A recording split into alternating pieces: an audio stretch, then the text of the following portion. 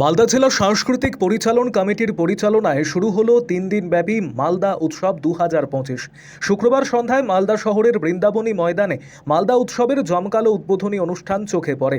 উদ্বোধনী পর্বে হাজির ছিলেন রাজ্যসভার সাংসদ মৌসম নূর, ইংরেজবাজার পৌরসভার চেয়ারম্যান কৃষ্ণেন্দু চৌধুরী, কাউন্সিলর কাকুলি চৌধুরী, শুভময় বসু, মালদা জেলা সাংস্কৃতিক পরিচালন কমিটির সভাপতি তথা মালদা উৎসবের অন্যতম উদ্যোক্তা প্রসেনজিৎ দাস সহ অন্যান্যরা। তারা সকলে মিলে প্রদীপ প্রজ্বলন করে নীল সাদা বেলুন উড়িয়ে উৎসবের শুভ সূচনা করেন।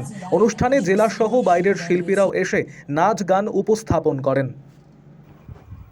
আরও আপডেট থাকতে আমাদের ভিডিও শেয়ার ও ফেসবুক পেজটিকে লাইক করে ফলো করে দিন। মালদা উৎসবের 2025 সালে আমরা প্রায় সূচনা মুহূর্তে উপস্থিত হয়েছি।